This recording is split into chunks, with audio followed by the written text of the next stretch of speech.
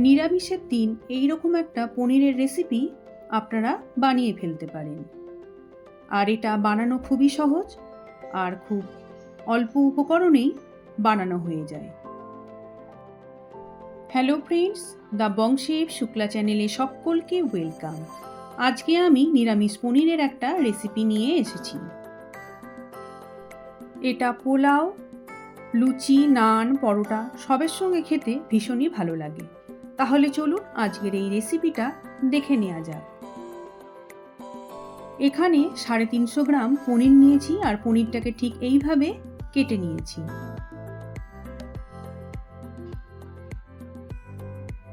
গ্যাসের ফ্লেমটা অন করে দিয়ে একটা কড়াই বসিয়ে নিয়েছি।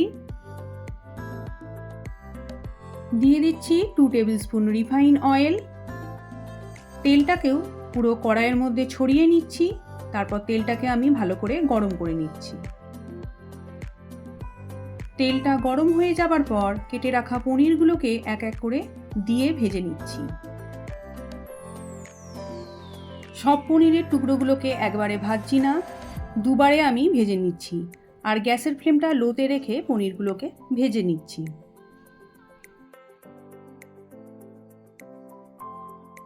একটা সাইড এইরকম টাইপের ভাজা হয়ে গেলে পনিরগুলোকে উল্টে দিচ্ছি।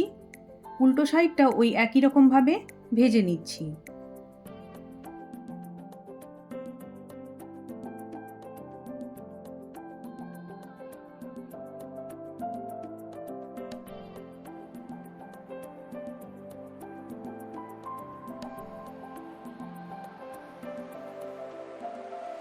উল্টো সাইডটাও ওই একই রকম ভাজা হয়ে গেলে সব পনিরের টুকরোগুলোকে এক এক করে কড়াই থেকে তুলে নিচ্ছি।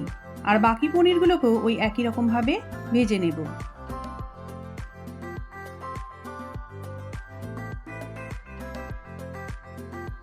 এদিকে একটা দইয়ের মিক্সচার রেডি করে নেব। তো একটা বাটির মধ্যে নিয়ে নিচ্ছি 4 টেবিল স্পুন টক দই।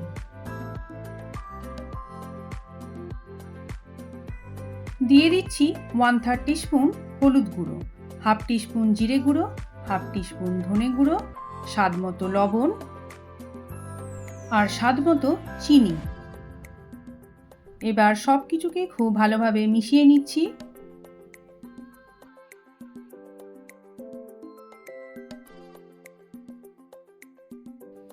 এই দইয়ের মিক্সচারটাকে 10 মিনিটের মতন রেখে দেব, তারপর আমি রান্নাটাকে শুরু করব।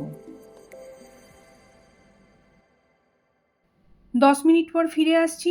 গ্যাসের ফ্লেমটা অন করে দিয়ে একটা কড়াই বসিয়ে নিয়েছি। কড়াইটাকে ভালোভাবে আগে গরম করে নিচ্ছি। কড়াইটা গরম হয়ে যাবার পর 2 টেবিল স্পুন রিফাইন অয়েল দিয়ে দিচ্ছি। ফোড়নে দিয়ে দিচ্ছি 1/2 টিস্পুন গোটা জিরে। আর দিচ্ছি শুকনো লঙ্কা, দারুচিনি, এলাচ আর গোটা গোলমরিচ। গ্যাসের ফ্লেমটা লোতে রেখে 20 সেকেন্ডের মতন একটু ভেজে নিচ্ছি।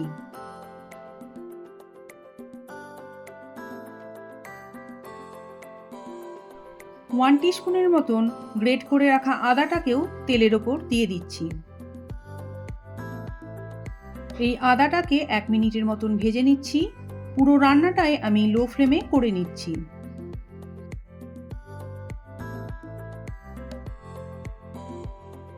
থ্রি টেবিল স্পুন কাজু বাদাম বাটা আর 3 টেবিল স্পুন চারমগজ বাটা, এই দুটো বাটাকেই আমি একসঙ্গে রেখেছিলাম, সেটাও এই তেলের ওপর দিয়ে দিচ্ছি। এবার 3 মিনিটের মতন একটু ভেজে নিচ্ছি।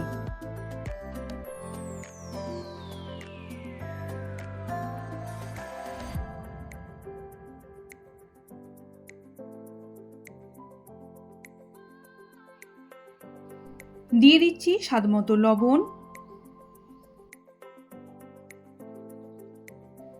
বাটি ধোয়া জলটাও দিয়ে দিচ্ছি।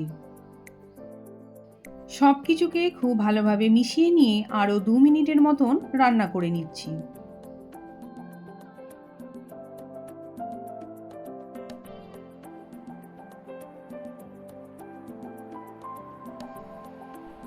দইয়ের যে মিক্সচারটা রেডি করে রেখেছিলাম সেটাও দিয়ে দিচ্ছি।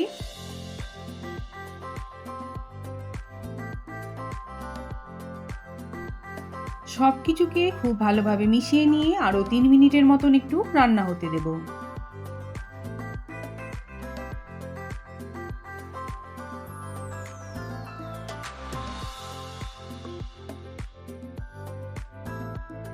দিয়ে দিচ্ছি গরম মশলার গুঁড়ো আর 1 টিস্পুন কাসুরি মেথি। এবার সব কিছুকে খুব ভালোভাবে মিশিয়ে নিচ্ছি। এইভাবে পুরো মশলাটাকে আরও 3 মিনিটের মতন কষিয়ে নিচ্ছি। 3 মিনিট পর ভেজে রাখা পনিরের টুকরোগুলোকে দিয়ে দিচ্ছি।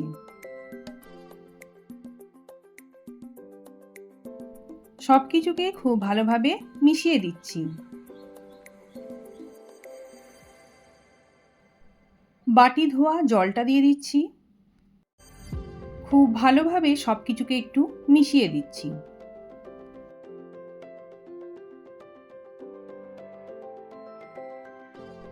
মেশানোর পর 2 মিনিটের মতন একটু কষিয়ে নেব। আর মাঝে মাঝে একটু ভালো করে নেড়ে দিতে হবে, না হলে পুরো মশলাটা তলায় বসে যাবে। ভালোভাবে কষিয়ে নেবার পর 3 কাপ গরম জল দিয়ে দিলাম। দিয়ে সব কিছুকে ভালোভাবে একটু নেড়ে দিচ্ছি।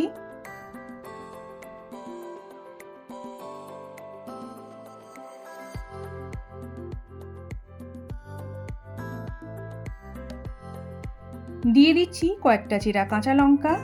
এরপর ঢাকনা দিয়ে ঢেকে এটাকে 15 মিনিটের মতন একটু রান্না হতে দেব।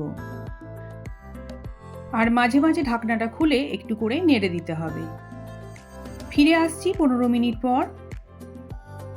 খুব ভালোভাবে নেড়ে দিচ্ছি।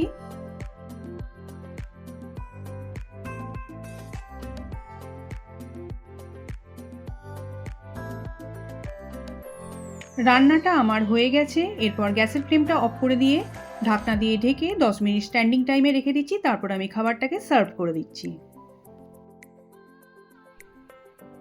এই ভিডিওটা ভালো লেগে থাকলে আপনারা অবশ্যই একটা লাইক দিয়ে দেবেন, কমেন্ট করবেন আর শেয়ার করে দেবেন।